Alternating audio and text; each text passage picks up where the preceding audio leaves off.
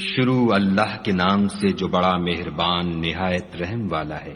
یاسین، قسم ہے قرآن کی جو حکمت سے بھرا ہوا ہے۔ اے محمد صلی اللہ علیہ وآلہ وسلم، بے شک تم پیغمبروں میں سے ہو سیدھے رستے پر۔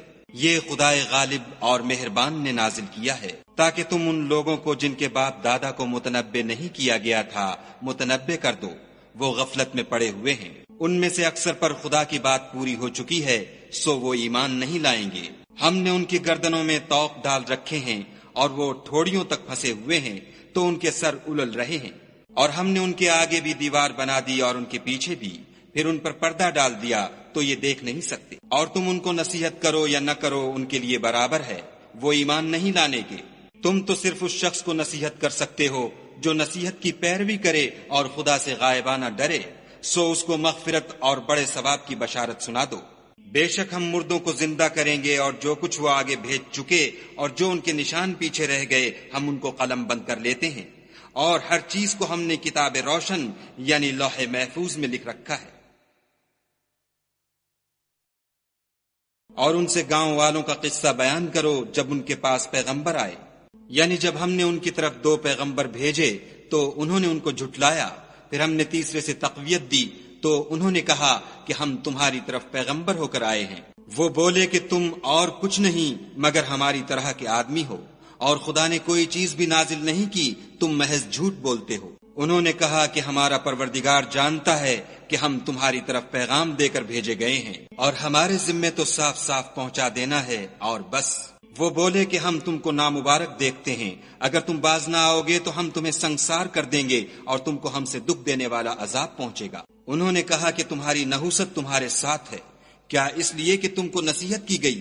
بلکہ تم ایسے لوگ ہو جو حد سے تجاوز کر گئے ہو۔ اور شہر کے پرلے کنارے سے ایک آدمی دوڑتا ہوا آیا، کہنے لگا کہ اے میری قوم، پیغمبروں کے پیچھے چلو، ایسوں کے جو تم سے صلاح نہیں مانگتے اور وہ سیدھے رستے پر ہیں۔ اور مجھے کیا ہے کہ میں اس کی پرستش نہ کروں جس نے مجھے پیدا کیا، اور اسی کی طرف تم کو لوٹ کر جانا ہے۔ کیا میں ان کو چھوڑ کر اوروں کو معبود بناؤں؟ اگر خدا میرے حق میں نقصان کرنا چاہے تو ان کی سفارش مجھے کچھ بھی فائدہ نہ دے سکے، اور نہ وہ مجھے چھڑا ہی سکیں۔ تب تو میں صریح گمراہی میں مبتلا ہو گیا۔ میں تمہارے پروردگار پر ایمان لایا ہوں، سو میری بات سن رکھو۔ حکم ہوا کہ بہشت میں داخل ہو جا۔ بولا کاش میری قوم کو خبر ہو کہ خدا نے مجھے بخش دیا اور عزت والوں میں کیا، اور ہم نے اس کے بعد اس کی قوم پر کوئی لشکر نہیں اتارا، اور نہ ہم اتارنے والے تھے ہی۔ وہ تو صرف ایک چنگھاڑ تھی آتشیں، سو وہ اس سے ناگہاں بجھ کر رہ گئے۔ بندوں پر افسوس ہے کہ ان کے پاس کوئی پیغمبر نہیں آتا مگر اس سے تمسخر کرتے ہیں۔ کیا انہوں نے نہیں دیکھا کہ ہم نے ان سے پہلے بہت سے لوگوں کو ہلاک کر دیا تھا؟ اب وہ ان کی طرف لوٹ کر نہیں آئیں گے، اور سب کے سب ہمارے روبرو حاضر کیے جائیں گے۔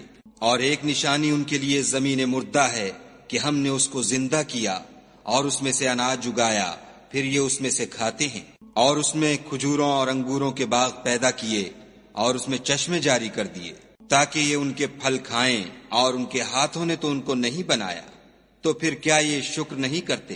وہ خدا پاک ہے جس نے زمین کی نباتات کے اور خود ان کے اور جن چیزوں کی ان کو خبر نہیں سب کے جوڑے بنائے۔ اور ایک نشانی ان کے لیے رات ہے کہ اس میں سے ہم دن کو کھینچ لیتے ہیں تو اس وقت ان پر اندھیرا چھا جاتا ہے، اور سورج اپنے مقرر رستے پر چلتا رہتا ہے۔ یہ خدائے غالب اور دانا کا مقرر کیا ہوا اندازہ ہے۔ اور چاند کی بھی ہم نے منزلیں مقرر کر دیں، یہاں تک کہ گھٹتے گھٹتے کھجور کی پرانی شاخ کی طرح ہو جاتا ہے۔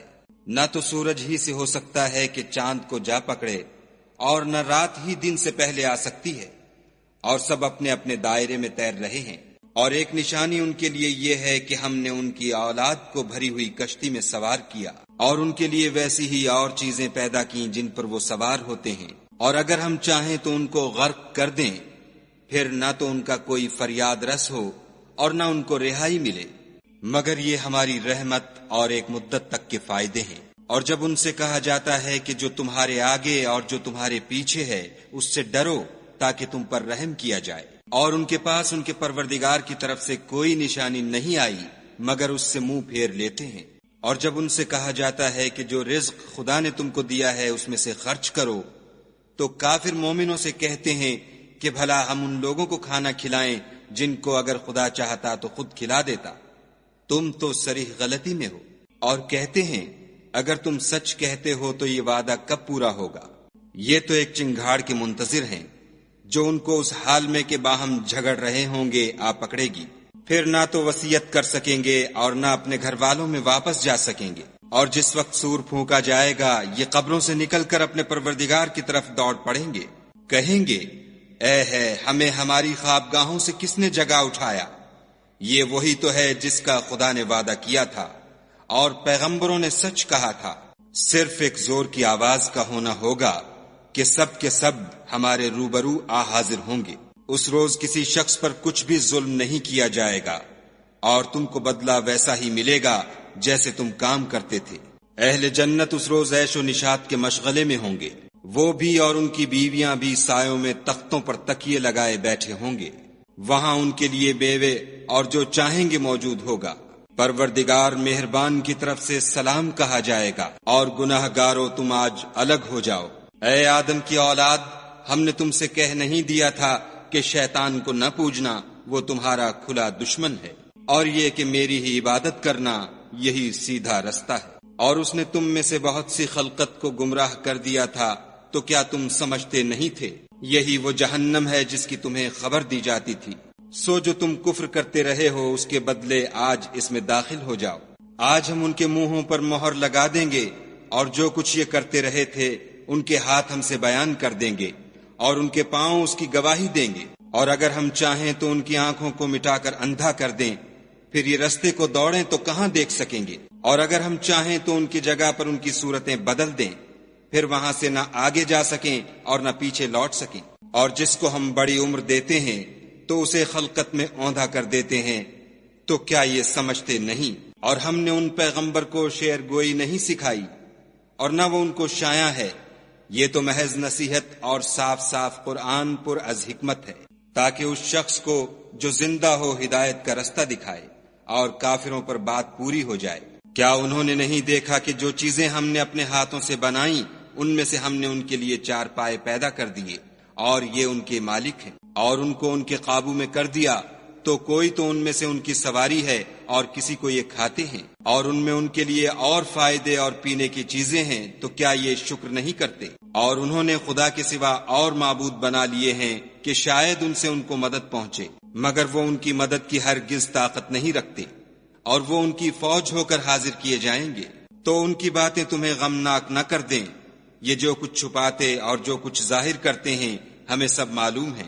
کیا انسان نے نہیں دیکھا کہ ہم نے اس کو نطفے سے پیدا کیا، پھر وہ تڑاک پڑاک جھگڑنے لگا اور ہمارے بارے میں مثالیں بیان کرنے لگا اور اپنی پیدائش کو بھول گیا، کہنے لگا کہ جب ہڈیاں بوسیدہ ہو جائیں گی تو ان کو کون زندہ کرے گا؟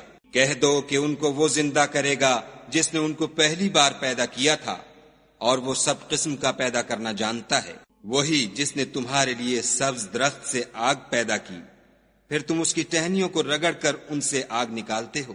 بھلا جس نے آسمانوں اور زمین کو پیدا کیا، کیا وہ اس بات پر قادر نہیں کہ ان کو پھر ویسے ہی پیدا کر دے؟ کیوں نہیں؟ اور وہ تو بڑا پیدا کرنے والا اور علم والا ہے۔ اس کی شان یہ ہے کہ جب وہ کسی چیز کا ارادہ کرتا ہے تو اس سے فرما دیتا ہے کہ ہو جا، تو وہ ہو جاتی ہے۔ وہ ذات پاک ہے جس کے ہاتھ میں ہر چیز کی بات چاہت ہے، اور اسی کی طرف تم کو لوٹ کر جانا ہے۔